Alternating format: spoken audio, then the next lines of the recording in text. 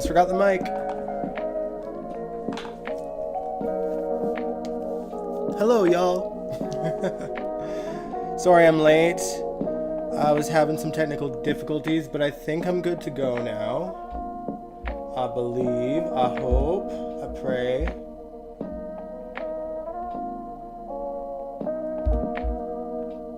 Okay. There we go.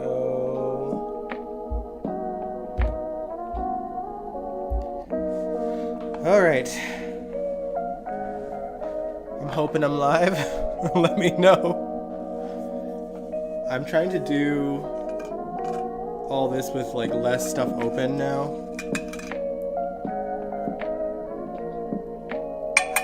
I'm relying on OBS to show my chat.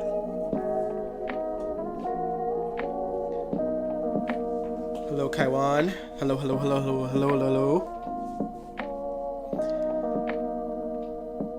How are y'all doing? I hope all is well. I think I pretty much got my notes ready to go as well.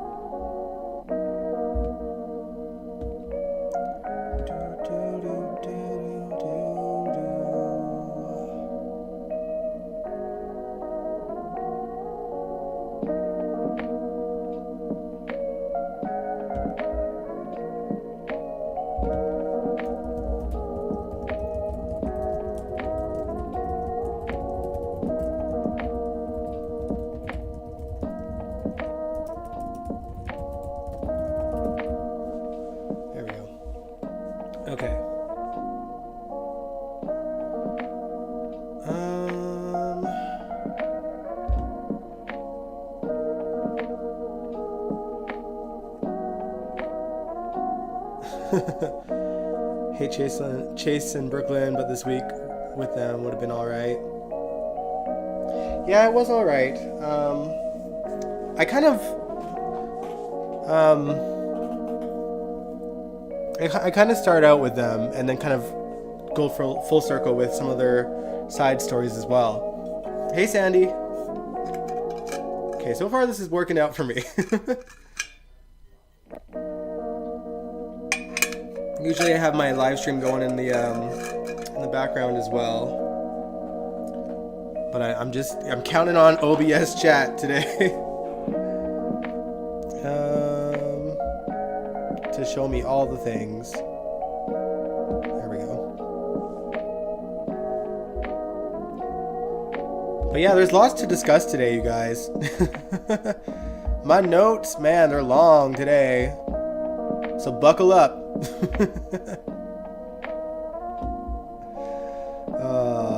I hope everyone had a good weekend. Welcome to General Hospital Envy, my GH after show. Sorry I was a little bit late, y'all, but I'm happy to get into it. But before we get into the recap of the show, we kind of got to talk about the latest casting news. Nicholas Chavez is not returning to GH. Did you like the show this week? I liked some of it. Edmund. Hey, Nathan.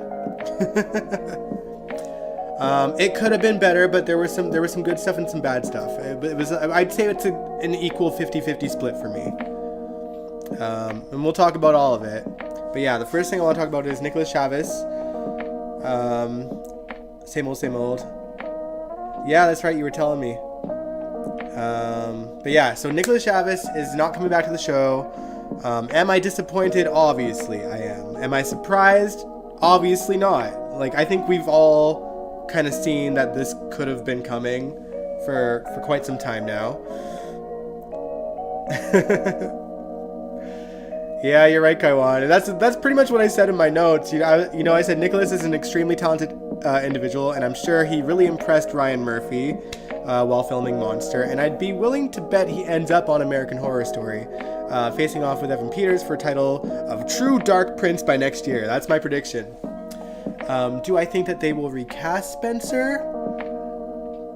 I'd like to hope so, but I feel like it might not be for much longer than they had planned. I think, obviously, the way that he died left things open for Spencer to return, whether it's Nicholas playing him or not. So, I think that he could return one day. And truthfully, I wish him all the best, because I truly believe he'll make it in the big leagues. I mean, he's talented as hell. And I hope that as a result, though, that Tabiana Alley doesn't fall by the wayside, because, you know, Spencer and Trina was, you know, very much her thing as much as it was Nicholas's. Hey Angel, no, I haven't seen that. I wouldn't hate it. Oh, I wouldn't hate it, but I haven't seen anything myself. But yeah, I want GH to start to utilize her properly, whether she's with Spencer or not. Because let's face it, the stories that she has been getting since Spencer has been gone have been abysmal and pretty much non-existent. So yeah. Don't understand why GH or Nicholas didn't make an official statement. Maybe GH is shower. Maybe GH is sour. That wouldn't surprise me. And I don't blame them, but I'd be baffled if they were surprised by this. Yeah, Sandy, we did know. Like, let's face it, Nicholas surpasses a lot of people on that cast for a man that's just starting out, because I think he's done interviews in the past where he said that, you know, GH really changed his life, meaning he really wasn't getting jobs before that. You know, he moved to LA and he bought his own car and he has his own place and he's living his own life. And before GH, he was a car salesman, and now he's rocking it with Ryan Murphy. Like, it doesn't get, in terms of television, it doesn't get much better than a primetime show by Ryan Murphy, because dude's got like endless, not, you know, American Horror Story, American Crime Story, Monster, 911. He's done shows like Glee in the past. Like, the dude is popping out hits constantly. So, like, Ryan Murphy, to get a show with Ryan Murphy is like top tier. Trina needs her own story or new love. Yeah, I'm good with either. I think it'll take a lot for her to get over Spencer, and if they do have a new love interest, then it's going to be a slow burn, which is why I wouldn't mind a Spencer recast if they're going to give her a love story, but I'd love for Trina to stand on her own feet first, and they've kind of started talking about life after Spencer for Trina this week, and we'll get into that a little bit later. They knew he wasn't going to renew his contract. I didn't think so. Not after Ryan Murphy. That's true. Like, you know, once you get that, that's the big leagues right there. Starring era of most actors, but some actors are the soap actors, and they kind of stay in the energy, that lane.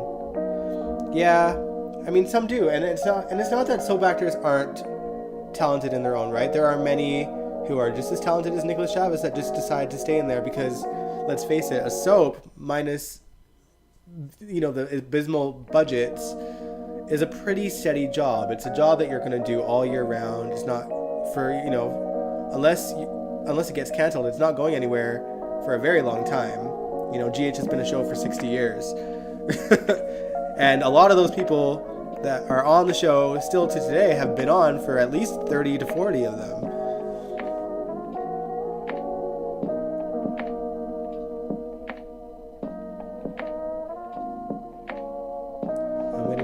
Date for Monster. Me too. They've barely had a trailer. I think it was like a trailer that didn't actually show any footage. But even that trailer didn't announce when it was going to air.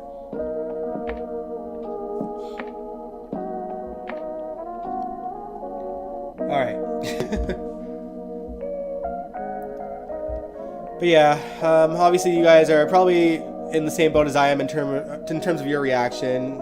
You're sad but not surprised he's gone, right? I feel like that's generally the reaction. Like, we all knew it was coming. It was just a matter of what time, if he would come back to wrap up something or things like that. But my guess is if he isn't returning, it probably means he has something lined up already to go towards after Monster.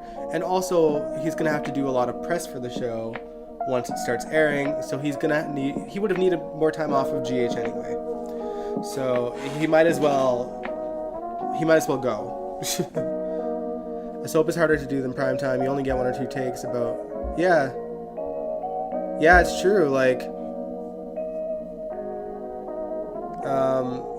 It's soap is no joke. Like, okay, like, they only get one shot. You know, maybe 2 if they're lucky. And that's why I think, you know, it's a credit to Nicholas Chavez, because while it's hard to say what I'm going to say without probably pouring salt on some actors' wounds, there are some that are just phoning it in, even on GH, and you can tell that their goal was to memorize the lines and to focus on the next thing. You know what I mean? But Nicholas Chavez has been bringing it in every scene that he's done, whether it's with comedy, with romance, with action. Like, he's bringing his A game every single take that we've seen him in. So, you know, and that is not easy.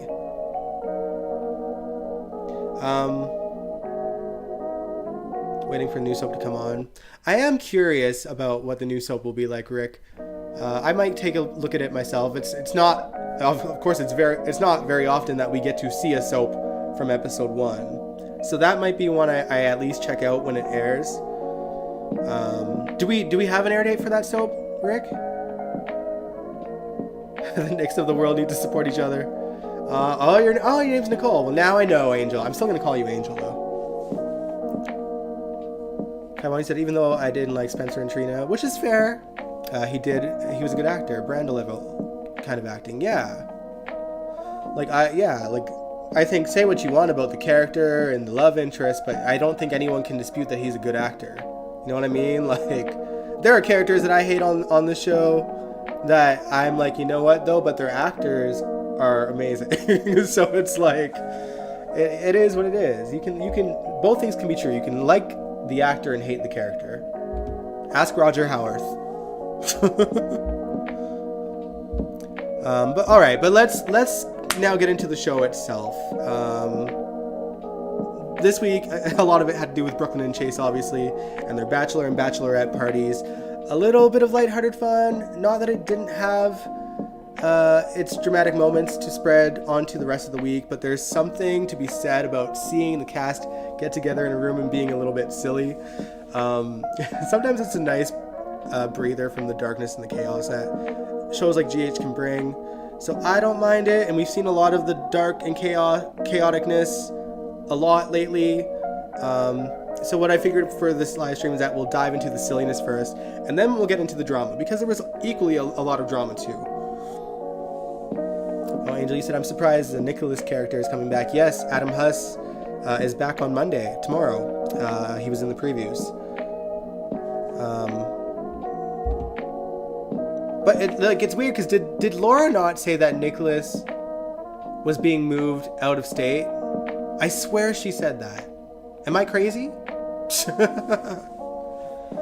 I even commented on Adam's Instagram. Adam's so cool. I adore him. I love that he plays for my team. He's a hottie. Tracy with the hair was everything at that party. Oh, I have things to say about Tracy. Oh my god, I loved her this week. Truly, I had a blast watching her and Rena. Alright, but let me bring up my notes. The first thing we'll get into is the bachelorette party. The bachelorette party took place at the Savoy, which Lois and Maxie worked together to pull off, despite them having different outlooks on party vibes. They both adore Brooklyn and did their best to give into each other's quirks. Jocelyn helped Willow bring some of the decorations over from the queues, and Lois thanked her by inviting her to the party. Jocelyn had mentioned that she actually has plans with Trina, and Lois said to invite her along too. Drew was also helping drop off some decorations to the Savoy, and had a conversation with Willow about putting Amelia into swim lessons. And I don't know about y'all, but I got the vibes that Willow was kinda into him. Like, I don't know if that was just me seeing that. Like, it seemed like she was eyeing him a bit more than she should have been. Whether that was a choice or not, that's what it read on the screen to me. It felt like a little bit of a chem test for Drew and Willow even. And a chem test for Drew seemed to be an ongoing pattern all week on this show. We'll talk about that as we get into the other stories of Port Charles. Jane Elliott has changed, miss her bad ways, writer stuck. No, I think it's good that they're giving Tracy some heart, because she's still got that spunk, but the character needed to grow and change and be a little bit different. And it's not. And here's the thing, Tracy, when it comes to people that are wronging her, like, she won't play when that moment hits. But right now, like, her stories are kind of being the doting grandmother to her granddaughter who adores her, and dealing with Gregory and Finn. Finn's her best friend, and Gregory's his father. So I think it's important that we have these scenes of Tracy being compassionate, and I think we'll talk about the story later. Kind of, I think it's like the last bit of my notes, but essentially, she still brings the exact spunk that we know the character of Tracy to be, while still having the compassion, which I appreciate. I like that we get a mixed bag. That said, I would love to see her taking no prisoners in a story that involves her having to be spiteful and angry and crazy. Tracy is now both Edward and Lila. And the thing is, I don't blame her. She's lost everyone. She's lost everyone in her family when you think about it. Her dad's gone, her mom's gone, and her brother is gone. On top of that, her husband is gone. So, like, if Tracy could either have found compassion because people were there for her when all of them passed on, or she could have went into, like, a really evil, hating, turned into a wench, essentially. And to that end, she kind of talks about what she would do in Gregory's position. But again, we'll get into that a little bit later. We'll continue with the bachelorette party. Later on in the evening, we see Trina and Stella and Jocelyn at what appears to be a new hip dinner spot. I liked the set. It was pretty small, but it gave off like college kid hangout spot perfectly, which is hilarious because like this was a spot that Trina and Jocelyn didn't know, but Stella knew. See, and Stella's with the times, apparently she frequents it regularly, so it's hilarious. Sorry, I missed some of your comments. Willow and Drew had heat. They did. I don't know if I want them together, but like there's a bad part of me that wants her away from Michael so badly, and I don't care how she screws him over.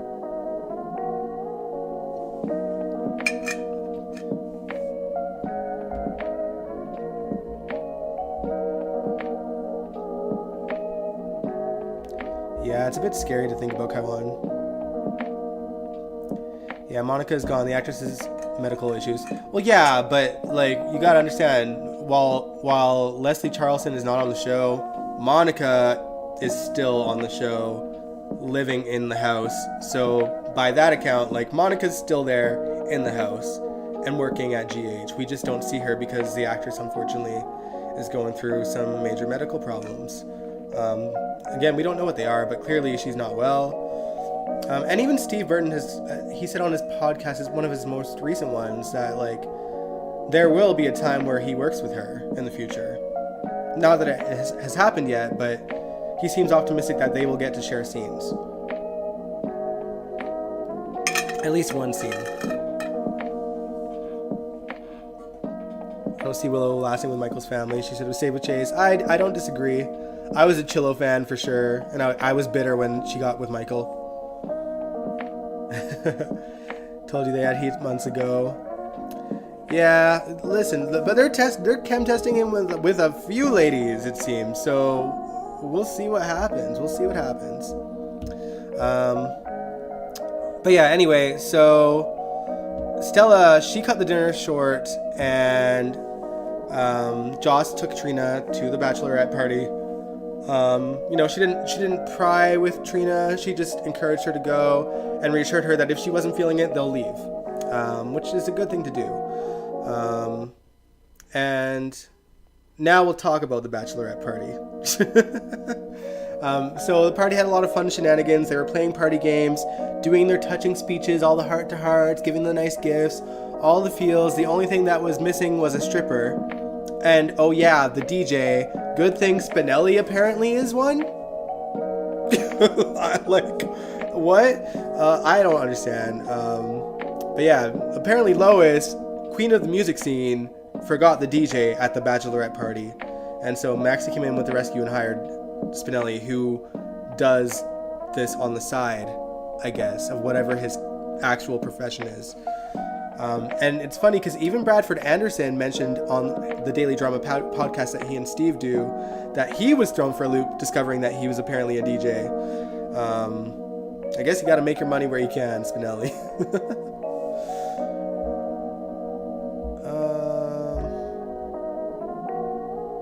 Tristan Rogers might not come back because he can't do it anymore. Interesting. Time will tell, I guess. But yeah, so I thought Spinelli or Blaze was going to sing. I thought so too. But they didn't. But yeah, anyway. Spinelli dancing. Yeah, can we talk about Spinelli dancing? It just reminds me of, like, do you guys remember Carly and Jax's wedding and they had Spinelli fantasize about dancing with Lulu? Getting to see his dance moves there. And I think we even seen it with Maxie at one point too. But yeah, anyway, so speaking of dancing, we had a few cringy dance scenes. The kind where you could tell there wasn't any actual music playing and everyone was just trying to dance in silence and doing a really lousy job at selling it. And also, this is me nitpicking, but considering the Savoy is supposed to be like a nightclub setting,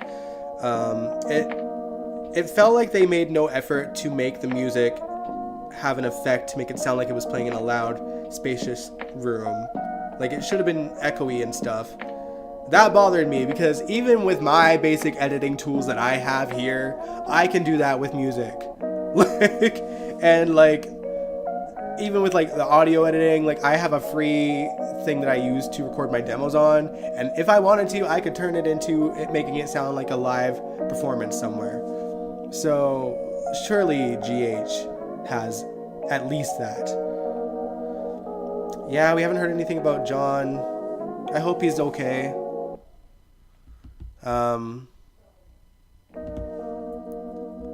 But yeah, now not all of the bachelorette parties and the dancing scenes were cringe. Like I said, to say that I enjoyed Jane Elliott this week, watching her slowly get wasted enough to shake her tush and have a blast with Lois is an understatement. Like, I love that the thing that makes her cave though was that Jocelyn went up to her and said, you know what, Bobby would be dancing out there. And Tracy kind of slurred like, you know what, you're right, Bobby would be dancing out there. So I'm gonna go do that. And she just like shakes her butt and like goes to the dance floor. It's funny. Although, like, I don't think Bobby would actually be there for Brooklyn's and Chase's bachelorette party. Or even the wedding. Maybe she would. Because of how she helped Maxie with Peter. But I don't know. Maybe she would have. Hard to say.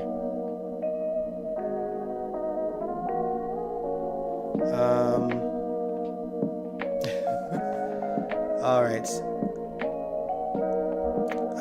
Where was I in my notes? I lost myself. Oh yeah, Spinelli acting like his goofy self and dancing was also fun to see, even though it was brief. And Trina was looking at him like, "Oh, you got dance moves too." It was funny.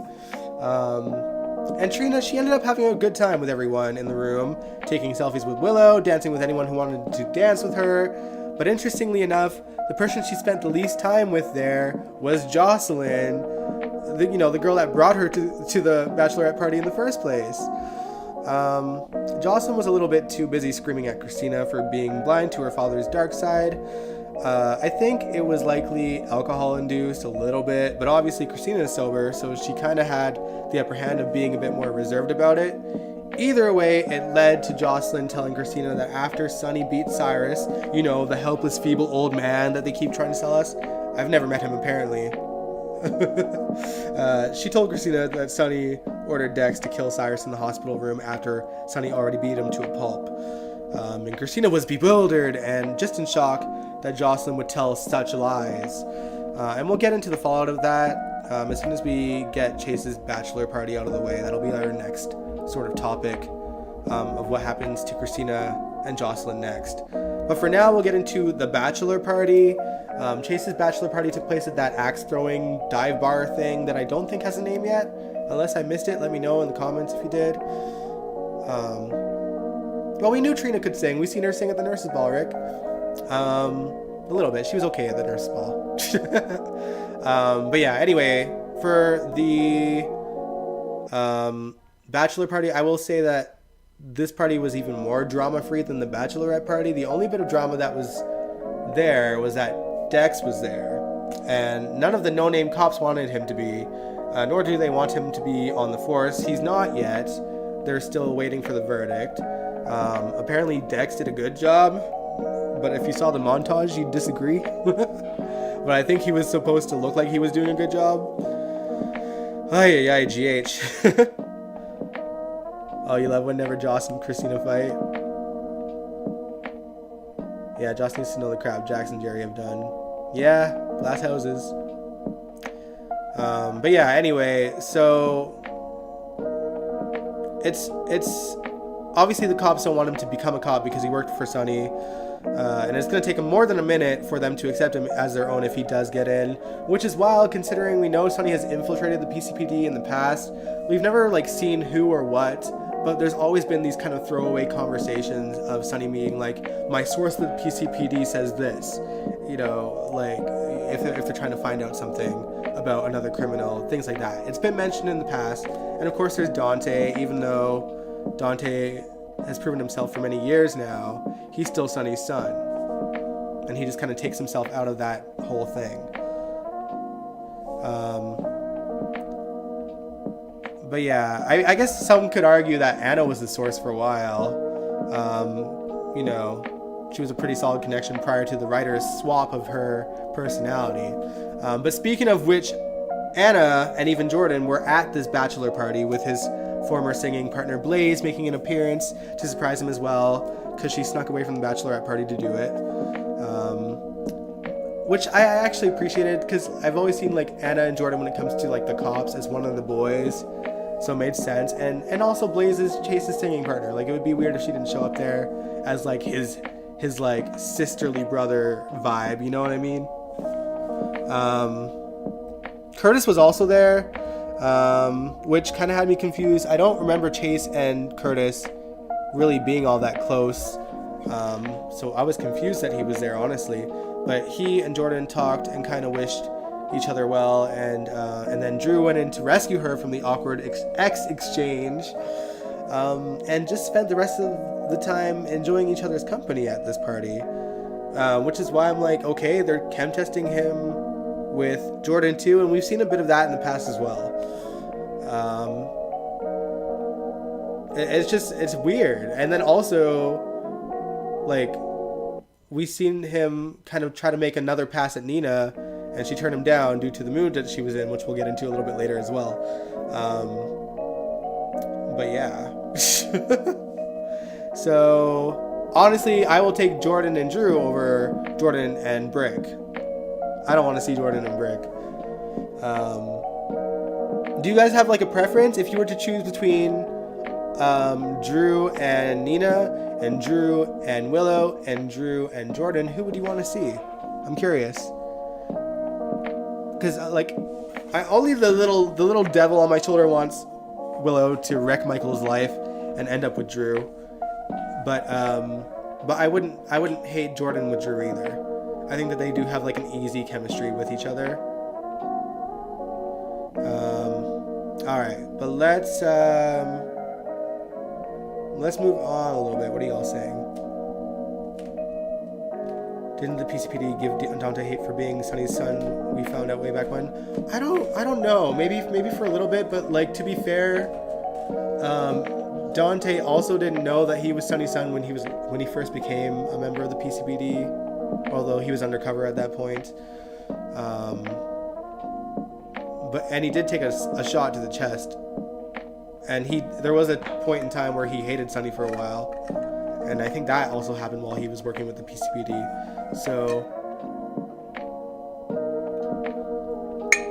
they probably got a little bit more antsy once he started being a bit more soft towards Sonny. But I don't think we've seen it that often.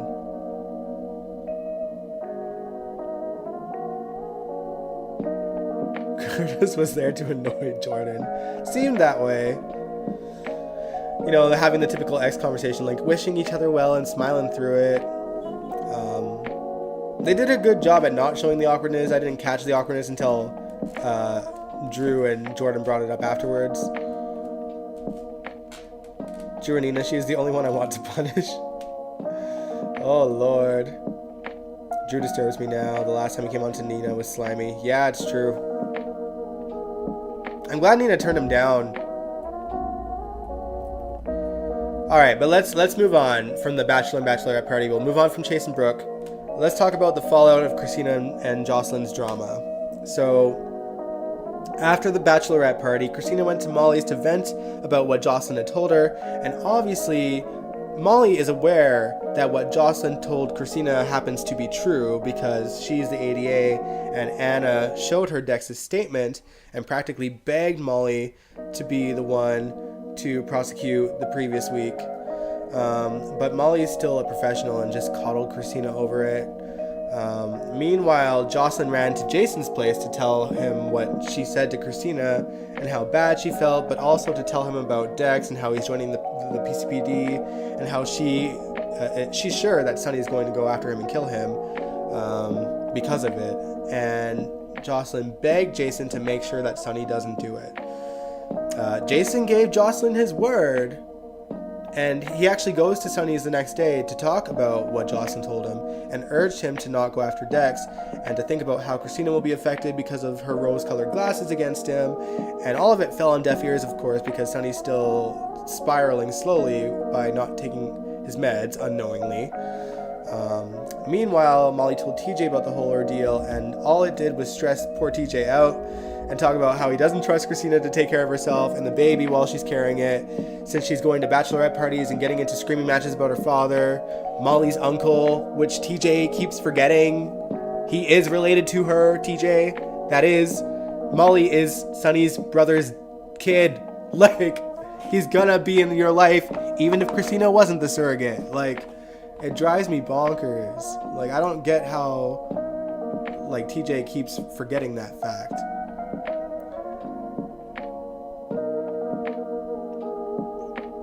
Hey, Sabrina. TJ's getting on my nerves. Yeah, it's a little bit excessive. Like, I get that there's a little bit of mistrust with Christina because of Molly probably venting to TJ over the years, and I think Molly even mentions that to Alexis later, which we'll talk about in a second. But I think it's a little much. Like, Christina hasn't really done anything to harm the baby. She seems really focused on making sure the baby is well taken care of. She's eating properly. She's not drinking coffee. Like, she's not going out all the time. Like, it just happens that it was Brooklyn's bachelorette party. She's Blaze's girlfriend. She's Blaze's plus one. So she went to show her support. And so it's like, it's a bit much. I think Friday's episode was written by Chris, and that's why I didn't remember as well. Good Lord. TJ is annoying next. Yeah, that's the vibe there. But yeah, so like I was saying, Molly did go to Alexis to talk about Christina as well, and TJ's stress, and asks Alexis to coddle Christina and protect her from the reality of Sonny's lifestyle. I just don't get how all of a sudden Christina's forgotten the things that Sonny is capable of. Like, you know, because she's been there for when he's done some pretty vile things, right? Like, at the top of my head, when Sonny didn't like Christina spending time with Johnny, he planted a car bomb against Johnny and nearly blew Christina up. Like, you know? And when she was a teenager, she knew him well enough to know that if Sonny were to find out the truth about her ex, Kiefer, who beat her up to a pulp, that he would go after him, just like he went after Ethan when Christina pointed her finger at Ethan. So, like it. I don't know. I just don't understand where Christina's obliviousness is coming from. It's just like another bizarre switch in the character. And to that end, same with Jocelyn. Like Jocelyn made a comment like several weeks ago asking if Jason has ever killed anybody. And I'm like, girl, you know that he was Sonny's right-hand man and the hitman, right? Like, you knew that. Everybody knows that. Oh, Lord. Like, if she thinks Sonny's a mobster and she knows that Jason's his right hand, what do you think that he was doing, Jocelyn? Like, it's just dumb. TJ used to live with Sonny. Exactly. So frustrating.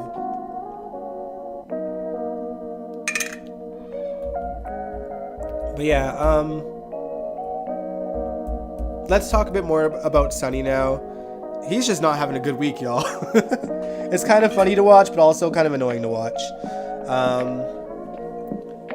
I swear to God, y'all, if I hear him say the word betrayal one more time, I might lose my shit. And thankfully, at the start of the week, Carly said what we were all thinking, or at least what I was thinking, and stated that he sounded like a broken record when saying that they betrayed him. If you can't recall, Sonny and Ava were at the Metro Court when Carly came to bring Olivia the news that they would be business partners again at the Metro Court, and Nina was there too. I said Sonny and Ava were there, right? Just checking. But yeah, Sonny was like, you, Jason, and Nina, you're all liars and all traitors, which pissed off Nina, and she stormed into her office because she realized that Ava lied to her about how she might get back into Sonny's good graces if she sold the hotel, to Jason. And boy, were those confrontation scenes between Nina and Ava eye-opening. It seems like even Ava has fallen, can we say victim, of Patrick and Elizabeth's out-of-nowhere 180-degree flip approach to the canvas. It turns out Ava has purposely been playing Nina like a fiddle to worm her way into Sonny's good graces and isolate him from her and everyone else in his life. Despite her not being responsible for his meds being out of whack, from what we can see, she doesn't appear to have any intention of letting him know that she's aware his meds have been tampered with and will likely continue to take advantage of how he counts on her because of it. To what end? Just being in Sonny's good graces, I guess. And she likes the thrill of being the center of toxic bad boy Sonny Corinthos' world and intends on staying there, mental state be damned, as if messing with Morgan's meds back in the day taught her absolutely nothing about the consequences she'll face once the truth comes out that she knew his meds were tampered with and did nothing to help him. Nina was so done with Ava and Sonny after that she signed the divorce papers and handed them over to Ava. And I don't think, unless I missed it, and maybe I did, but I don't think Ava brought them to Sonny. Right? Or did I miss that? Let me know. Sonny should never use the word loyalty or betrayed because he's done both to his family. You're right. He's a hypocrite. He is. And he is with or without the meds. Laura turning against Sonny over weak sires. Oh yeah, I agree. That's next up on my list. After I kind of wrap things up with Ava a little bit. So while Nina now sees Ava for who she apparently is now due to the writer's swap, the citizens of Port Charles have also done a 180 on how they've seen Ava over the years. Because everyone's acting like Ava never grew as a person in the last few years, especially what she went through from losing Kiki, having to deal with Ryan Chamberlain, and then Nicholas and Esme, and taking in Trina as her own daughter, and treating her with nothing but care, while graciously letting Sonny and Carly constantly berate her, yet constantly having their backs whenever they need her to. So I guess we're just ignoring all of that to fit the new old narrative for Ava. And I find that honestly super frustrating. I'm really disappointed in how Patrick and Elizabeth are handling their new positions as co-head writers, because they've decided to skip the part where we see how the characters have gradually regressed to their old selves or taken on these new thoughts and just jumped into, well, this is how it is now, go with it or leave vibe. It's giving Ron Carlivati, and y'all know that he was my least favorite writer out of the Frank Valentini era hires, and maybe even beyond that, probably my least favorite writer, period. And I hated Guza a lot back in the day, but not nearly as much as I hated Ron Carlivati, because I never stopped watching under Guza, but I did stop watching under Ron for a bit until he was fired. And it sucks because I was really hoping that Patrick and Elizabeth were going to be my favorite because they've both worked on GH for so long. But for me, they've only proven that they're just too lazy to handle the transition with the care the viewers deserve. Because we deserve to see like a slow sort of turning point of these characters getting there to what we're seeing them do now. Like, it's mind-boggling because they were around in like the glory days of GH when the writing was good. And I'm someone that honestly wouldn't mind Ava being a little bit of a villain again, okay? It's just that it's like, where, when did this happen? She changed as a person. We all saw it. Like, I feel like she only gave what she gives to people that deserve it. And I guess you could argue that maybe Nina deserved it. But I just don't buy that Nina was biding her time with Nina all this time. Like, it was weird that they became friends at all, given what Nina did to Ava. But they obviously found kinship in dealing with Cassadine men. So that wasn't nothing, you know what I mean? I mean, they gotta bring up Claudia Zakara. They gotta bring up Ava's path. Yeah, it's just interesting. It's so much disrespect to the history of the show. Exactly, Sabrina. Like, and again, like, I would not mind Ava turning evil again, but I would have liked to seen how we got there.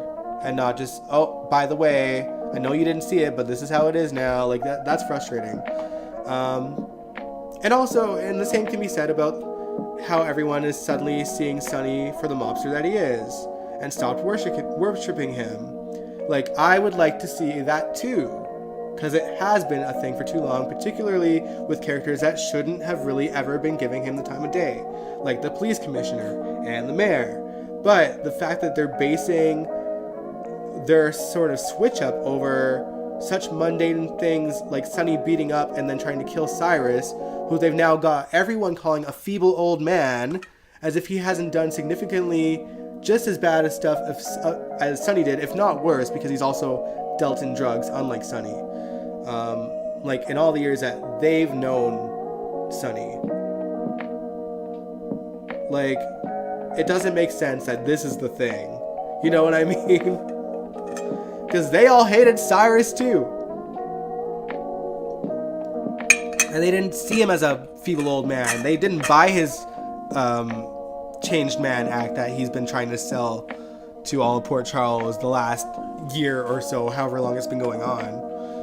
Like, so it's that the fact that Sonny beating up Cyrus and getting Dex to go and kill Cyrus as if they didn't know that he was going out and getting people to kill people before, with Jason, the hitman, constantly doing the dirty work for him.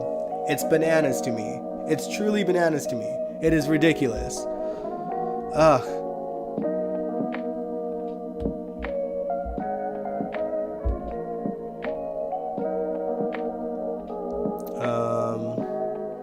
Ava and Trina are always so sweet together. Yeah, I agree. Like, we've seen the soft side of Trina, and I think that Trina has helped bring out... I feel like Trina made Ava want to be a better person, and that Ava succeeded in that. Because she wasn't being conniving. She wasn't scheming against anyone.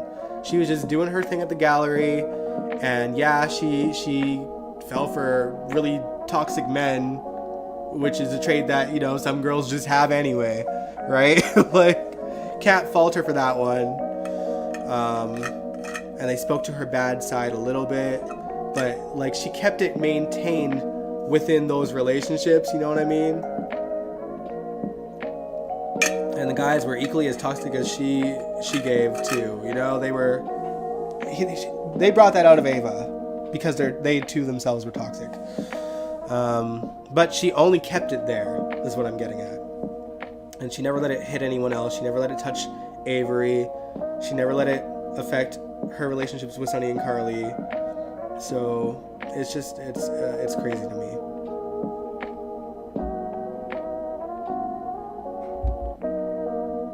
Don't think Anna knows about it, because like Anna was the police commissioner for a while, and there were moments, especially when it was, Sonny versus Julie and Jerome, or Duke working with Sonny. Like, she knew. Like, yeah, she wasn't there for probably the worst of the worst, but she was there for some vile things. But anyway, and Laura, like, let's face it, Laura, she's known Sonny since he came to Port Charles. She's seen what his business does. And she's, she blamed him for Lucky's supposed death back in the day, even though we found out it was the Cassidines. But she knows that Sonny and Jason's lives bring that kind of danger that could kill people. And she thought that she saw it firsthand, and she's lived in Port Charles long enough to see it happen over the years, plenty of times. But yeah, speaking of the mayor, though, Laura finally got her moment with Sonny this week when she showed up at Ava's gallery where Laura was there to talk about Trina, because Trina has now offered to be a regular babysitter for Ace while Laura is doing her mayoral things. And they were discussing whether or not it's just Trina's way of healing or Trina's holding on to the past. Yup, that is Trina's story currently, you guys. Riveting stuff. Again, they need to give Tabiana some story. Some real story. But anyway, Sonny shows up to talk to Ava about Avery, but since Laura was there, he was wanting to offer buying a painting and donating it to the city. And that's where Laura put her foot down and said that she's no longer idly standing by and looking the other way at his career as a mobster, and sugarcoating it with philanthropy and donations for the city and the hospital. It's not going to fly with her anymore because she's opened her eyes up ever since he beat feeble old man Cyrus. This is it's truly ridiculous. The writing is truly ridiculous right now. Like, the writer, the stuff with Cyrus, this is not old storyline, right? This is stuff that we've been seeing continuously up until y'all got here. We're not, no one is buying the feeble old man thing, and the fact that this is the selling point to make Laura turn against him and make Jocelyn say things like, beating an innocent, a feeble old man, and Laura talking about Cyrus that way too, and Anna being mad that he was going to kill Cyrus, who was just a helpless old man. All of this is ridiculous. It's so nuts. Where's Laura and Anna's smoke for Jason, though, since they're mad at Sonny? Yeah, you're right. Well, I guess in Anna's case, Jason right now is an informant for the FBI. So, she kind of has to keep him in the loop because he is working for law enforcement right now. Against his will, obviously, but, whether she likes it or not, we won't be able to really address the Anna and Jason stuff until Jason goes back to work for Sonny as a mob hitman. So, that I think we'll cross that bridge when we get there.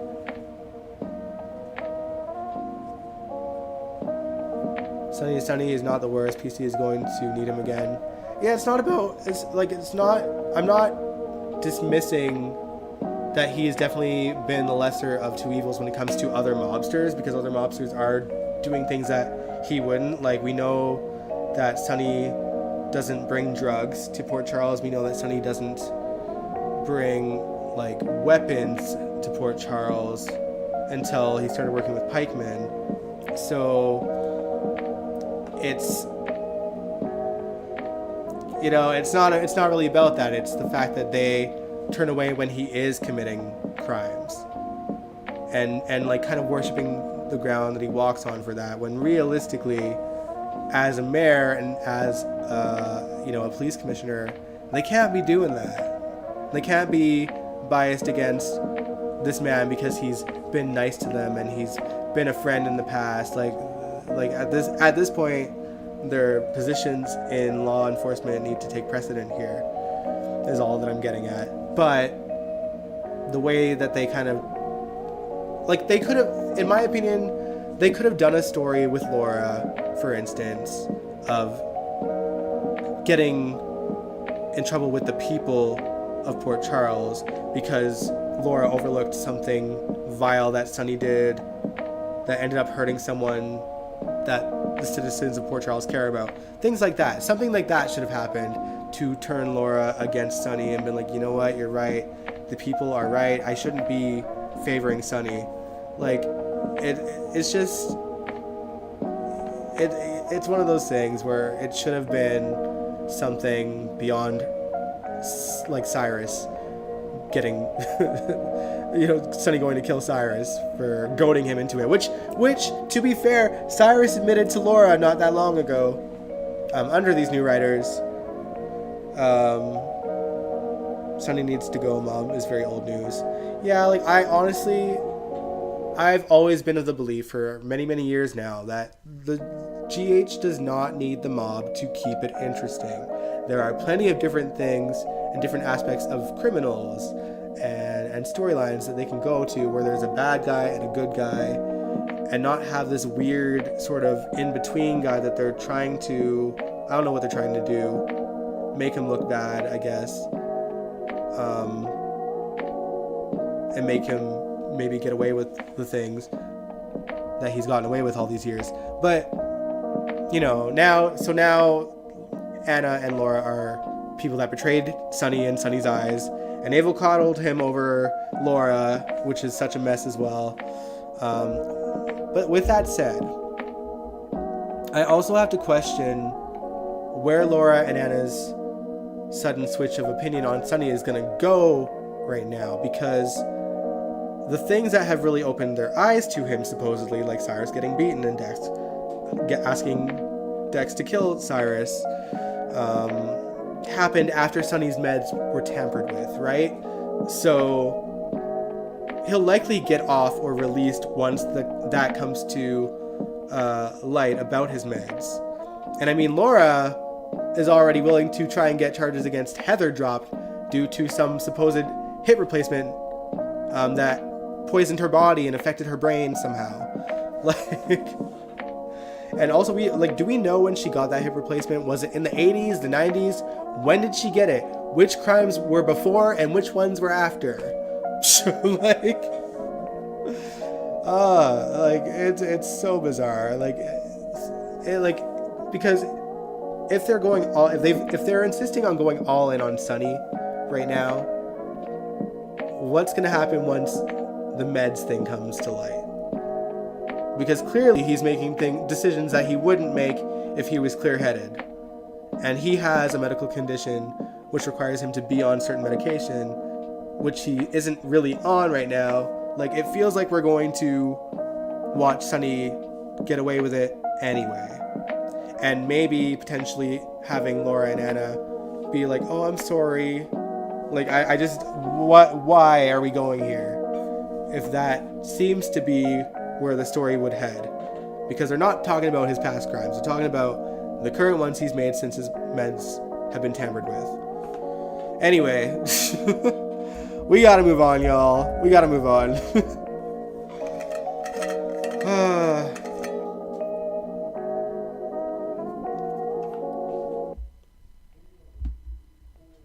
You can see how Laura forgiving Heather because she knew Heather back in the day before she took LSD. But the thing is, Heather was bad before the LSD too. Okay, like, she was trying to give someone LSD to like have them overdose. So Heather wasn't all roses and flowers, like flowers and sunshine before the LSD thing. Like, it certainly made her go batshit crazy, but she was, by all accounts, a pretty messed up individual. Unless they're stating that she got this hip replacement when she was that young. Like, I don't know, y'all.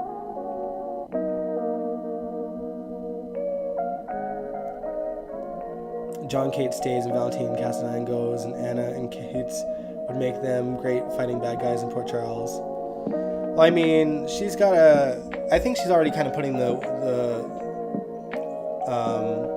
pieces of the puzzle together that Valentine is more involved than he's letting in on.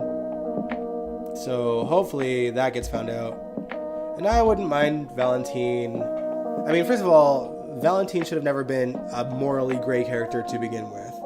You know, the Valentine that I met was in 2009, though we did not see him. We knew that Helena was terrified of him and what he was capable of. So that's the Valentine I've always wanted. So I don't mind them making him full villain. What if Heather and Cyrus got together? Oh my god, please don't. Oh lord. Yeah, the charges will be dropped for one. Yeah, how everyone feels about him is debatable because the new writing is something else. Yeah, it's true. We'll see what happens. What if Olivia... Was it Olivia that had something to do with Heather and LSD? Well, yes, but Olivia fell victim to Heather and LSD, but in the 80s, Heather went after someone else with LSD, and then she ended up taking it by accident herself somehow. I barely remember. I've watched the scenes on YouTube at some point in my life, but I'm having a bit of trouble remembering the circumstances and why she went after that girl. But Heather was not crazy until she overdosed on LSD, and then she started doing even crazier things than she was doing beforehand. But yeah, to that end, she did give Olivia a dose of LSD, and Olivia became psychic for a little while, and then it kind of fizzled out once Ron Carlivati left. I mean, to be fair, they were throwing back to a lot of things during that year because of the 50th anniversary, so it was a good callback, I guess, but the psychic thing was nuts. Oh, the late 70s. Okay, there we go. They make him a lame bad guy then, the way he should be the worst Cassadine. Yeah, like he should be like a really, really bad Cassadine. I feel like Valentine should have been what Victor was last year for the 60th. And like we should have always seen that version of, I don't know, that we should have seen Valentine taking the role of Victor. And it always should have been that. Victor, because Victor was never as diabolical as they made him out to be in the 60th year. It kind of just felt like, well, we've turned Valentine into this, so let's make Victor the big bad here. Like, I don't know, it was a bit weird. But yeah, let's move on. Just to call back to drama stemming from Chase and Brooklyn's bachelor and bachelorette parties, one bit of drama that was discovered after the celebration was over happened at Finn's place, where Finn and Chase came back only to discover Gregory in rough shape and having a ventilator on. One little Violet had to bring to him after having an episode as a result of his progressing ALS. Despite him being checked out and given all the clears by his doctors that it's just part of his new normal and that he's okay to continue on, Finn has to set his priorities now because he doesn't want his daughter to be in another position that could very well traumatize her, as if this didn't already do that for her, especially if the next time it happens, she isn't able to help him. And Gregory has to contend with what is more important to him, his granddaughter's mental health and well-being, or his pride, because the next step for Finn is to bring an at-home caregiver for when Finn's not able to be at home.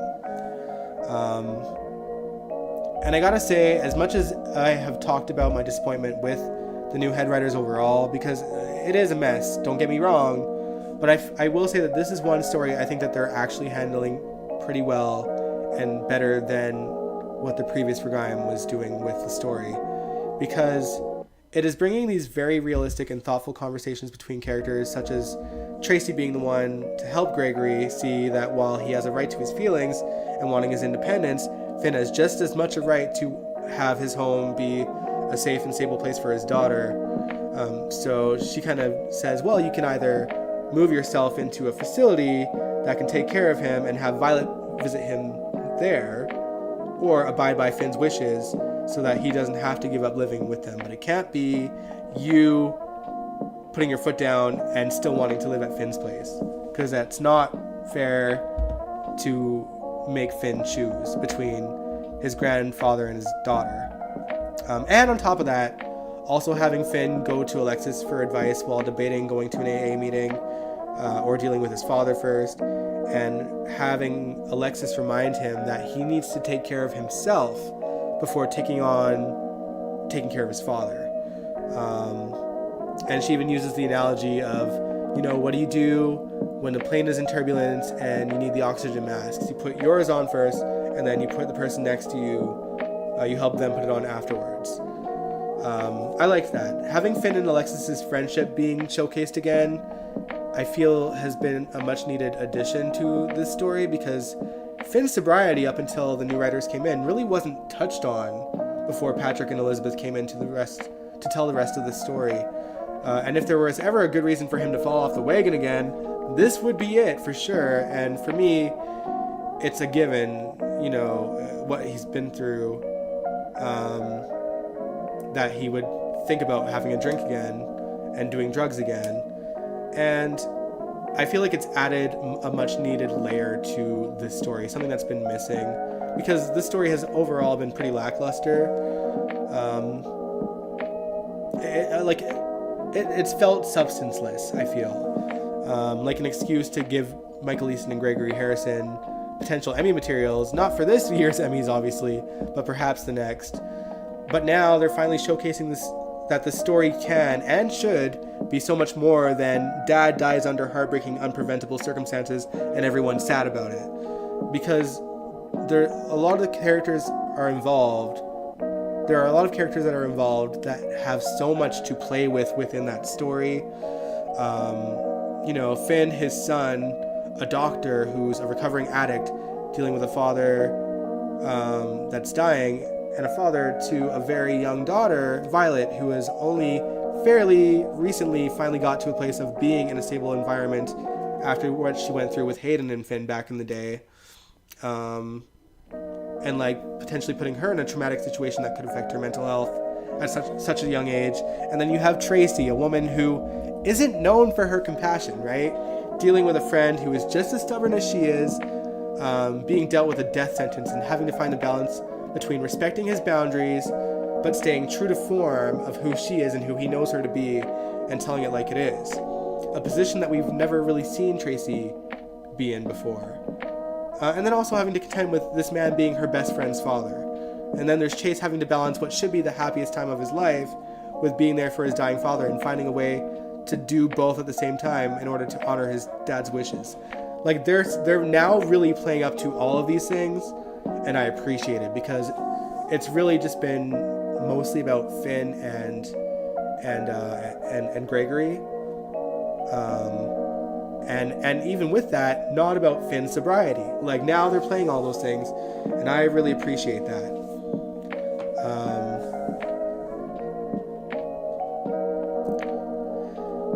I'm just waiting for Gregory to kick the bucket. I get it. It's not been, it's not been the greatest story, but I'm just appreciating what they're doing to finish it off, because obviously we're almost there, you guys. He can't get much worse at this point. So I just appreciate that with what little we have left, they're salvaging it by showing the layers that we should have been seeing this whole time.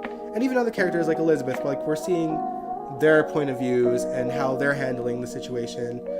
And I feel like all the characters that are surrounding Gregory are also going through their own things, right? Elizabeth has to contend with Jason being back and Jake hating Jason and trying to deal with her own feelings about Jason disappearing for 2 years and not having any idea as to why. So, like, it's good that they're kind of playing that. It's very good, but due to the overloaded cast, it should wrap up soon. Well, I mean, it's not really gonna do much for the cast, because the only person going away after the story is Gregory. So it's not gonna do much in terms of the bloated cast, but I just appreciate that they are handling this with a lot more care than the previous Regaim did.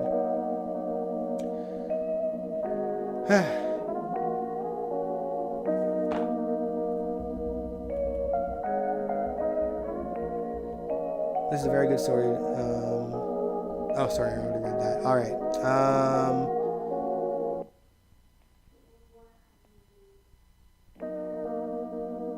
Yeah, I think it would be yeah, it is really stressful for an addict to be dealing with, like, taking care of your father, who is too stubborn to let you in on everything that he's going through, but also getting, like, why he needs to be there for his father and why he needs to respect his wishes to a point. But he's gotta contend with feeling selfish for having to put his foot down. But like Tracy said, Finn's got a right to do that because his daughter is in the mix and she's just a little girl. So he's got to think about her before you. And if you're not willing to give a little, then you need to get out. Like, that's just the reality. And I'm glad that they're kind of handling, telling this story realistically.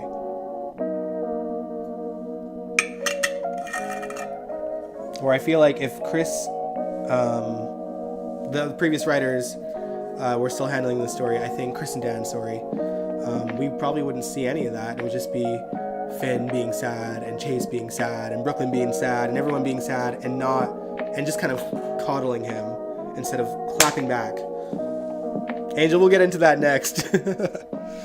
Well, okay, not next, but okay, I got one more thing to talk about.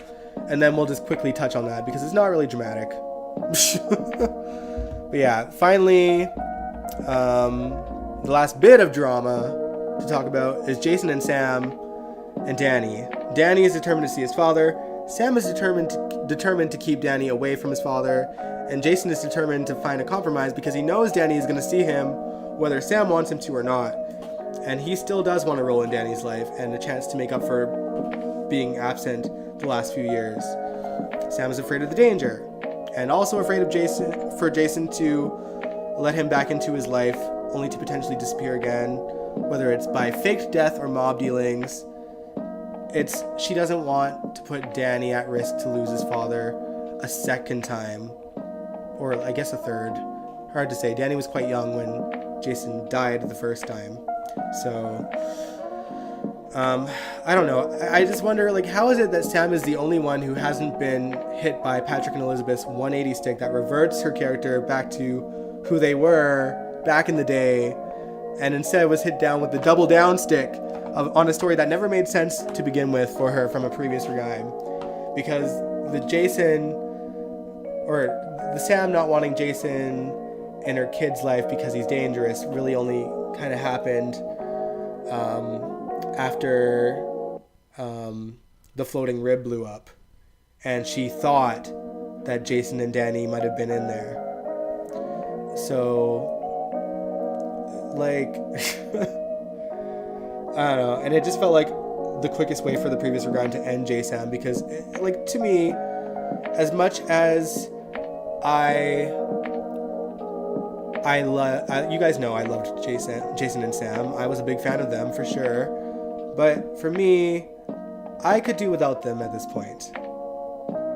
Because it felt like the last time we got them, it didn't seem like Kelly and Steve's heart were in selling them as a couple as big as they were back in the day. It felt like their chemistry had changed. I think, and this is just me speculating, Kelly clearly very much enjoyed working with Billy Miller. May he rest in peace.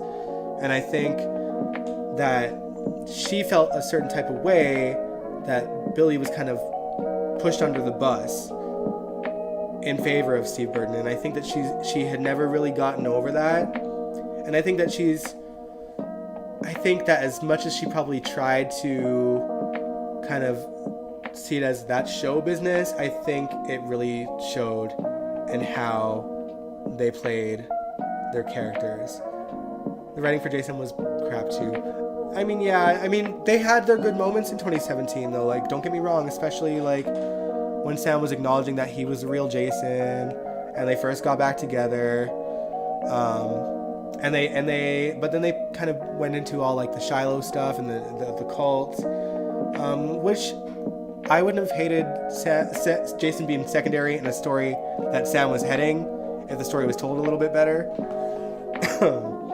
And they didn't make Sam such a damsel in distress during it.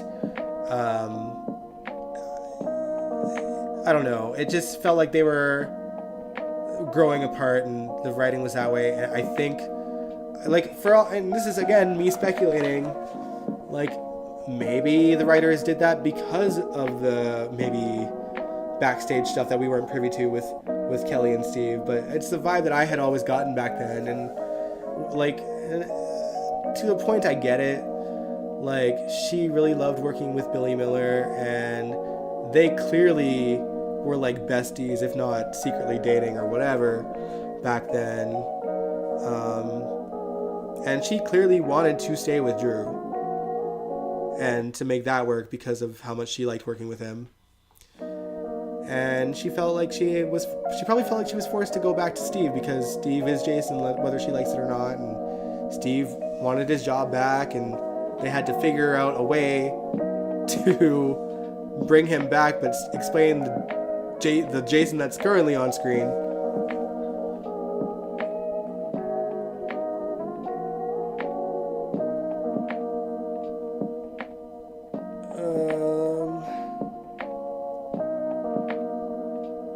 Sam has been going downhill since then. Yeah, it's true. I do miss Sam's feistiness, and like, I know that being a mother tends to soften you a little bit, but that doesn't mean like her need for adrenaline would just disappear. I think that she would just focus that energy towards something else. But Sam's just really lost her edge, and like, that doesn't mean that Sam needs to be going after bad guys with guns and stuff. It just, but like, go skydiving, like do crazy things that are a little less mob oriented. They could have written her like that, but they haven't, and they've turned her into an unrecognizable character, and they're doubling down on that with this current story, which is sad and disappointing. Because like, I liked Jason and Sam, but I liked the character of Sam on her own. Whereas Jason, I've not been a huge fan of his when he's doing his own thing, because he was just kind of always in everyone else's story, but constantly on screen, even when it didn't make sense. And that was where a lot of my Jason hate for the character as himself lied with me. Because I didn't I'm thinking Guza era Jason, okay? Just for the record. Like, I didn't like him with a lot of other people. I didn't like him with Liz. He was okay with Britt. You know, I liked Stelly Part 2 just because it was so different for Jason to be with a character like Britt. But Jason and Carly, meh. And like, obviously the people he was with before Sam, like Jason and Courtney, I was neither here nor there with. Jason and Robin I liked because they were just young teenagers back then. It was a different situation. Kelly Monaco needs a new love interest, new actor. Well, no, like, I don't feel like she does.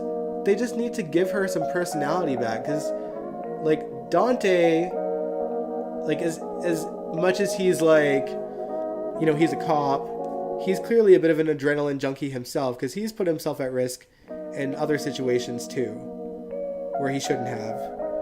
Even thinking back to like how he pursued Lulu back in the day, you know, he has that rebellious, danger-seeking side to him too. He wouldn't have, like, you know, he was an undercover cop, of course he did. So I don't know. They could write them to be an actually good couple, but just the way that they have, particularly Sam now, just doesn't make sense. But yeah, and also like after the original J-Sam split, I really loved Sam and Lucky. Okay, I adored them. We got to see a side of Sam that really didn't get to be showcased at that point with Jason, and I think because Sam really found herself after Jason, it really made like the 2009 to like 2012 era for Jason and Sam my favorite era for them. Because Sam had her own life and her own family and independence and wasn't so desperate for Jason.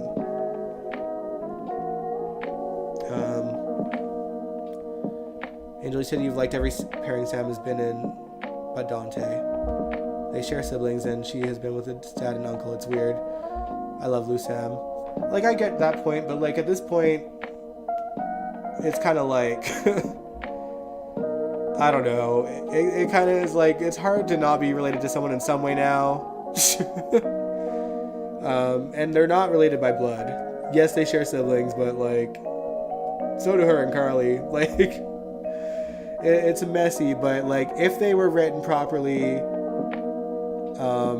and to even like address that in some way, like, I think they could have salvaged it to whatever they've been doing now, because they've kind of brushed that under the rug, the weird relations that they have. You know, Sam has slept with Sonny and Alexis, and Sonny. Okay, so Sonny has slept with Alexis and Sam has slept with Sonny and Dante. So it's almost like the same thing.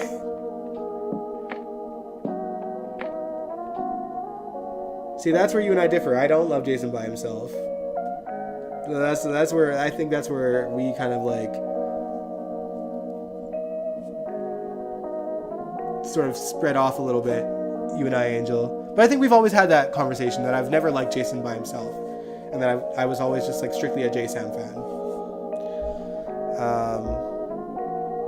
Not that I'm not happy he's back. I just, you know, Steve.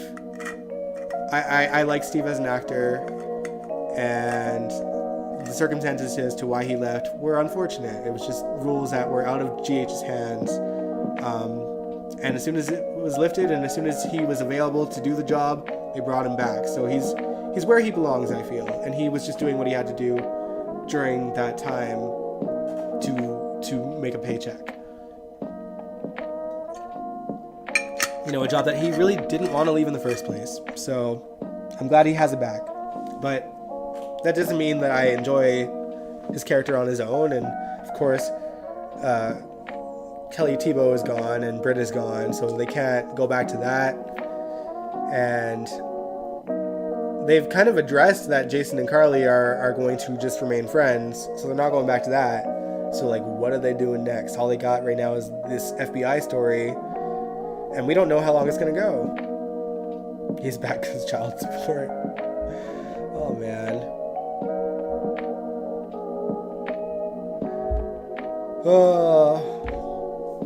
Well, no, that's what I'm saying. Sam and Dante could have been interesting if they were written as the characters that we kind of knew them to be. But they had really destroyed... I feel like both Sam and Dante have lost the best parts of their personalities over the year. Because Dante, I think they're trying to get him back there a little bit in a sense of humor. But they really got rid of that a long time ago. Even like before Ron Carlivati and Frank Valentini came in, Dante had lost a lot of his funny personality that he had in the early days of Lulu, and that was my favorite part about him. And Sam has lost her feistiness and her rebelliousness and her fearlessness, which is the things that I really loved about her. And had they still had those traits, I think that they would have made a good couple. I think that they do have chemistry with each other, but just the personalities that they have now, it's like, I get why you're not interested. I just feel like had they have been the people that they used to be, it might have worked a bit more. All right. But to get back on topic a little bit, going back to Sam and Jason and having to compromise or figure out a way to deal with this, Sam, I feel, should be smart enough to know that the more she tries to keep Danny away from Jason, the more he's going to rebel against her and want to spend as much time with him as possible. And I feel like Dante even sees that road that she's about to go down, trying to keep Jason away from Danny. He's clearly been cringing at Sam's opinions on keeping Jason away from Danny. Also, like, Dante kind of owes Jason his life, so there's that as well. But I feel like Sam needs to find a way to get over it and compromise, or expect to be Danny's enemy on sight from here on out.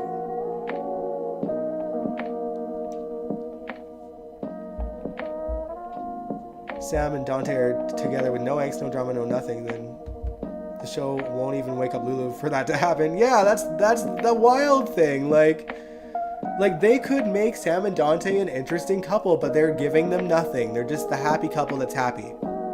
And given what we know Dominic and Kelly are capable of as actors in stories that require them to kick ass and take names, it's just not fun to watch.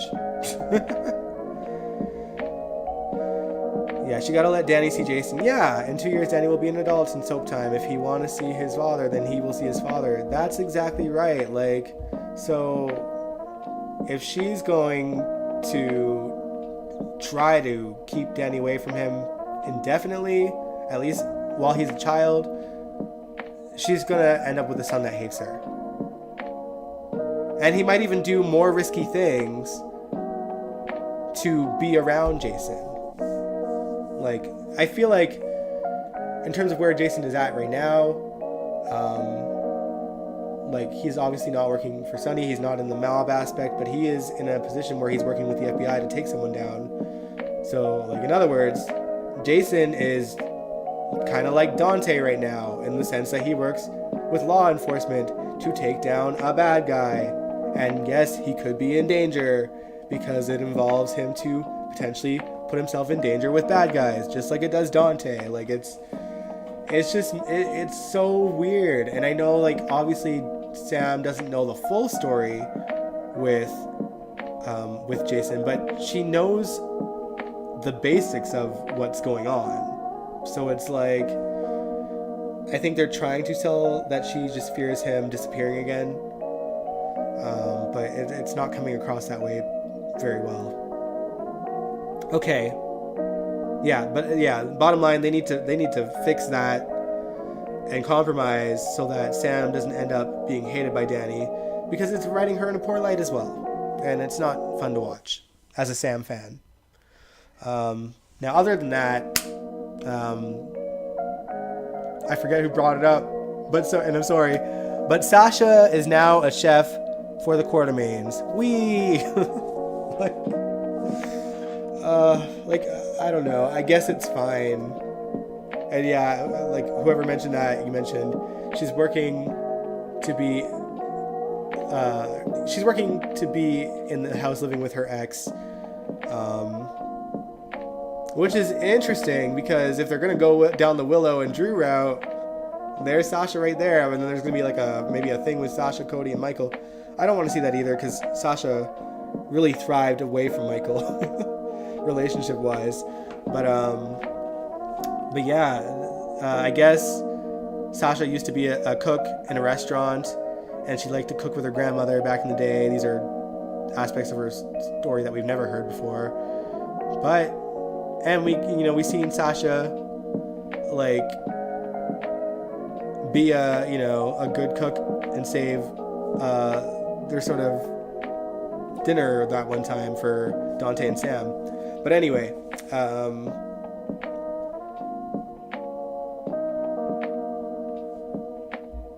Kaiwan, what the hell are you even talking about? Sasha's black. No, she was never black.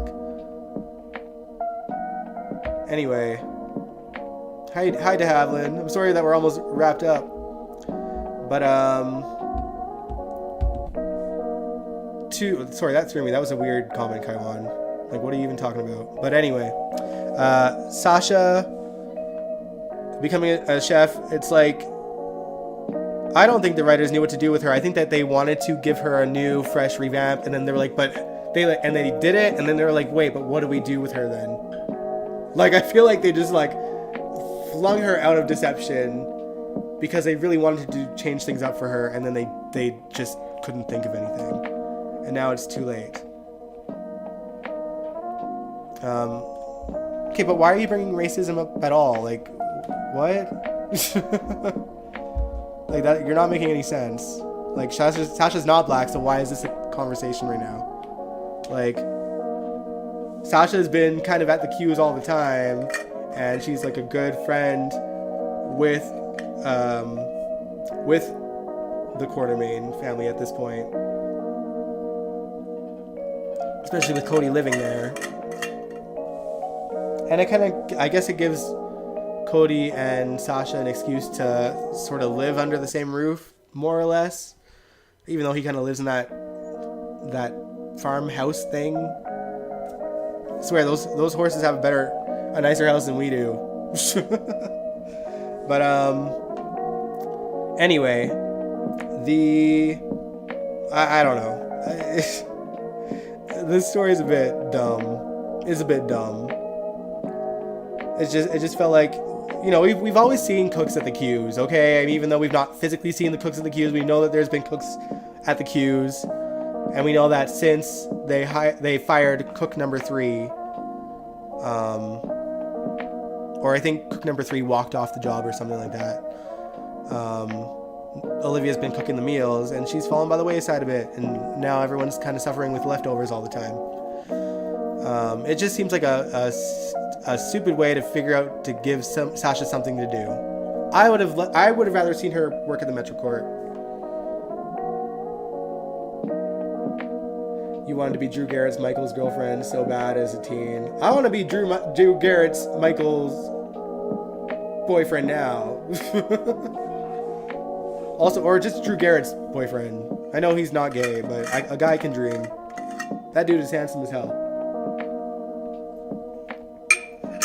And I always felt like they kind of turned Morgan into what I think Drew Garrett's version of Michael would have turned into had they just stuck with Drew Garrett. Like, I don't think we would see the blue-collar, like, nerdy, awkward Michael that we see now, because I feel like a lot of those are just Chad traits that sort of fell into the character after a while.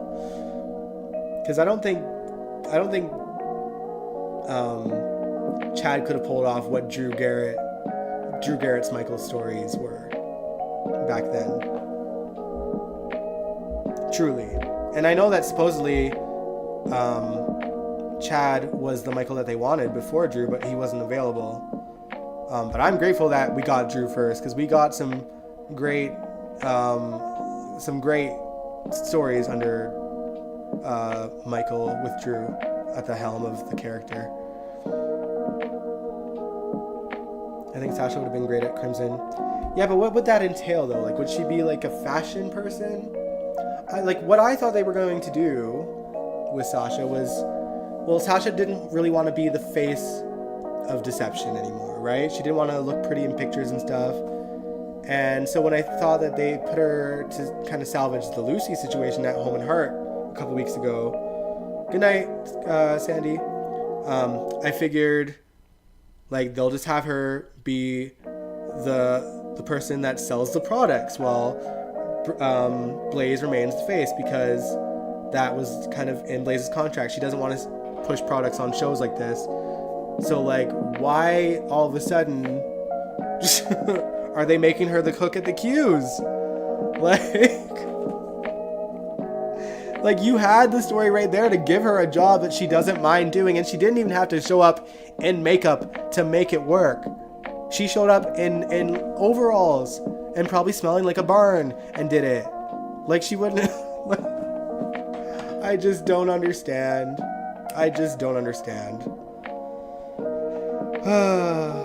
Couldn't she help run Crimson? Yeah, like, maybe. You're right.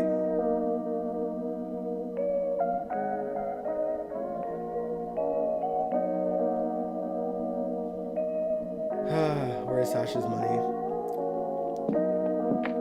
I don't know. She should have gotten all of it back. You right. Well, I mean, all of it went towards the casino spendings, right?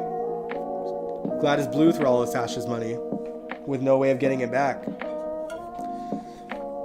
But yeah, I don't know. They had her being a spokesperson for